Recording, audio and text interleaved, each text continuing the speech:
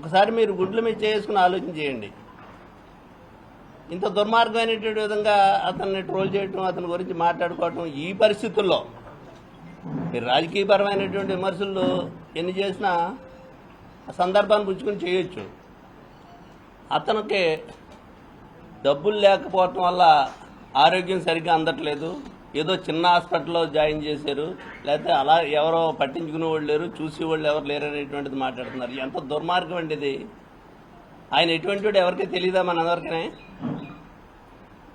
యశోద హాస్పిటల్లో ట్రీట్మెంట్ చేస్తుంటే దానికంటే మంచి హాస్పిటల్కి తీసుకెళ్ళాలనేటువంటిది జగన్మోహన్ రెడ్డి గారి యొక్క సూచనలతోటి హాస్పిటల్లో ఉన్నటువంటి డాక్టర్లతోటి, ఆ చైర్మన్ తోటి, అందరితోటి మాట్లాడి సింధు హోటల్ అనే హాస్పిటల్ అనేటువంటి హాస్పిటల్కి పార్థసారథి గారి హాస్పిటల్లో ఈవేళ ఆయనకి ట్రీట్మెంట్ జరుగుతుంది. ఎప్పటికప్పుడు అమెరికాలో ఉన్నటువంటి డాక్టర్లతో కూడా మాట్లాడుతూ ఆయన ఆరోగ్య పరిస్థితి ఎప్పటికప్పుడు మానిటరింగ్ చేస్తున్నారు చాలామంది. మరి అటువంటి పరిస్థితుల్లో ఆయన జగన్మోహన్ రెడ్డి గారు చూడటానికి రాలేదని ఒకళ్ళు మాట్లాడి ఆయన తీరిక లేదని, లేదా ఆయన ఆరోగ్యాన్ని హాస్పిటల్కి ఎవరికో ఎక్కడో విజయవాడలో చచ్చిపోయిన అతనికి డబ్బులు ఇవ్వడానికి ఉన్నాయి కానీ ఈయన ఆరోగ్యానికి తీసుకెళ్తున్నారు డబ్బులు లేవు అనేటువంటిది ఎంత దుర్మార్గమైనటువంటి మాటలు మాట్లాడుతున్నారో ఒకసారి మీ మనస్సాక్షికి చెప్పుకోండి. ప్రజలకు చెప్పక్కర్లేదు మీరు. ఇది ధర్మం అసలానే? పద్మనాభం గారు అనేటువంటి వ్యక్తి ఏ రకమైనటువంటి నిజాయితీగా ఉంటాడనేటువంటిది మనం ఎవరు చెప్పక్కర్లేదు, అందరికీ తెలిసినటువంటి విషయం. ఆయన తండ్రి ముద్రగడ ఈర్రాఘవులు గారు ఎమ్మెల్యే చేశారు, కిర్లంపూడి మున్సిపల్ గారు ఆయన. ఆ తర్వాత ఆ తాతగారు మున్సిపల్ గారు, ఆ తర్వాత ఈయన ఎమ్మెల్యేగా చేశారు, మంత్రిగా చేశారు, అనేక సార్లు ఎమ్మెల్యే చేశారు, మంత్రి చేశారు, ఎంపీ చేశారు. ఆయన ఒక పద్మనాభం గారు, ఒక రాజశేఖర రెడ్డి గారు, ఒక చంద్రబాబు నాయుడు గారు, వీళ్ళందరూ ఒక బ్యాచ్లో 78లో ఎమ్మెల్యేలు, వీళ్ళంతా కూడా. మరి వీళ్ళతోటి ఎమ్మెల్యేలు చేసినోడు ఈవేళ 2 ఎకరాల ఆస్తితో వచ్చినటువంటి ఈయన సహచరుడైనటువంటి చంద్రబాబు నాయుడు గారు ఎక్కడున్నాడు ఈవేళ? అంటే అదృష్టాన్ని ఎవడో ఏమీ కాదనిలే మనం, కానీ దుర్మార్గమైనటువంటి విధంగా ఈ ఇల్లో మీడియాకి అలవాటే ఇది. ఒక పిచ్చుకు ఒకరిని ఎవరినన్నా కుక్కను చంపాలంటే పిచ్చి కుక్కని ముద్రేసి వదిలేసి పడుతుంటారు. పద్మనాభం గారికి డబ్బులు లేనటువంటి పరిస్థితి, ఎవరో పట్టించుకోవట్లేదు, ఆయన వదిలేశారా? ఆయన భార్య, పిల్లలు అందరూ అక్కడ ఉన్నారు. తర్వాత ఎప్పటికప్పుడు జగన్మోహన్ రెడ్డి గారు ఆయన యొక్క ఆరోగ్య పరిస్థితి తెలుసుకుంటున్నారు, మాట్లాడుతున్నారు. ఈ విధమైనటువంటి దుర్మార్గంగా ఆయన గురించి మాట్లాడటం అనేటువంటి దయచేసి మిమ్మల్ని చేతులెత్తి జోడించి అడుగుతున్నాను. ఈ విషయమైనటువంటి ఆయన తిరిగి వచ్చి ఆరోగ్యంగా ఉన్న తర్వాత మీ ఇష్టం వచ్చినట్టు రాజకీయాలు చేయండి, ఆయన మీద మాకేమీ అభ్యంతరం లేదు, ఆయన సమాధానం చెప్తాడు. ఈ పరిస్థితుల్లో మానసికంగా ఆయన ఆరోగ్యాన్ని ఇంకా కుంగదీసేటువంటి పరిస్థితి, ఇది ధర్మం కాదనేటువంటిది, రాజకీయం కోసం ఇంత దిగజారిపోవాల్సినటువంటి పరిస్థితి లేదనేటువంటిది ఒకసారి ఇటువంటి రాజకీయాలు చేసి ఇటువంటి ట్రోలింగ్ చేసి వాళ్ళందరికీ కూడా ఒకసారి విజ్ఞప్తి చేస్తున్నాను. నేను రాజకీయాలు చేసి టైం వచ్చినప్పుడు చెయ్యండి, ఇది మంచి పద్ధతి కాదు.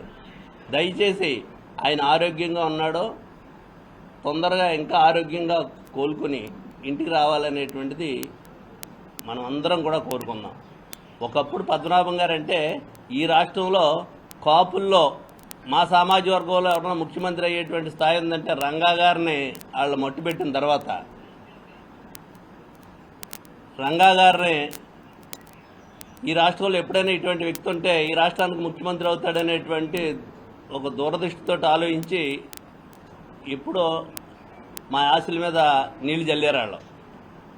ఆ తర్వాత ముద్రగడ పద్మనాభం గారు ఈ రాష్ట్రంలో ముఖ్యమంత్రి అయ్యేటువంటి స్థాయికి వెళ్ళినటువంటి వ్యక్తి. ఎక్కడ ఏ విధమైనటువంటి అవినీతి కానీ ఆయన చెయ్యి ఇలాగే ఉందో తప్పితే ఇలా చాచినటువంటి వ్యక్తి కాదు ఆయన. మరి అటువంటి పరిస్థితుల్లో ఈ రకంగా ట్రోల్ చేయటం అంటే ఎంతవరకు ధర్మం అనేటువంటిది ఒకసారి మీరు ఆలోచన చేయండి. ఈరోజు మేము వెళ్తా ఉన్నప్పటికీ కూడా మేమందరం కూడా వెళ్ళాలనేటువంటిది అనుకుంటున్నాం. కానీ మీరు ఎవరు రావద్దనేటువంటిది అక్కడ హాస్పిటల్లో డిస్టర్బెన్స్ ఉంటుంది అనేటువంటిది చెప్పడం వల్ల మేమందరం వెళ్ళకపోతున్నాం. ముఖ్యమంత్రిని ఈ ముఖ్యమంత్రి గారికి తెలీదా? ఈ ముఖ్యమంత్రి గారు అనేక సార్లు ఆయన సహచరుడు ఇద్దరు కలిసి పనిచేసినటువంటి వ్యక్తి. ఈయన ఎమ్మెల్యేగా ఉండగా, ఈ రాజ్యం ఉన్న ముఖ్యమంత్రి గారు ఎమ్మెల్యేగా ఉండగా పద్మనాభం గారు ఆ కేబినెట్లో మంత్రిగా ఉన్నాడు 85లోని 87లోని కూడా. ఆయన్ని ఈ రకంగా చిత్రీకరించి మాట్లాడటం అనేది ఈ రాష్ట్రంలో మా సామాజిక వర్గానికి సంబంధించిన వాళ్ళే కాదు, అనేక మంది ఆయన అభిమానులు ఉన్నారు, ఆయన ఆరోగ్యం బాగోవాలని కోరుకునే వాళ్ళు ఉన్నారు. దయచేసి ఇటువంటి ప్రచారాన్ని మానుకోవాలనేటువంటిది అందరికీ విజ్ఞప్తి చేస్తూ మనం చేస్తున్నాను. రెండో విషయం వస్తే కన్నబాబు గారు చెప్తారు కులాల చుట్టూ రాజకీయాలు తిరుగుతున్నాయి అనేటువంటిది, కుల ప్రస్తావన అనేటువంటిది ఒక పవన్ కళ్యాణ్ గురించి మాట్లాడుతున్నారు. పవన్ కళ్యాణ్ గారి గురించి అంటే నా ఇంట్లో మీటింగ్ పెట్టాను కాబట్టి దాని గురించి చెప్పాల్సినటువంటి సందర్భం వచ్చినట్టు ఒక మాట చెప్తున్నాం.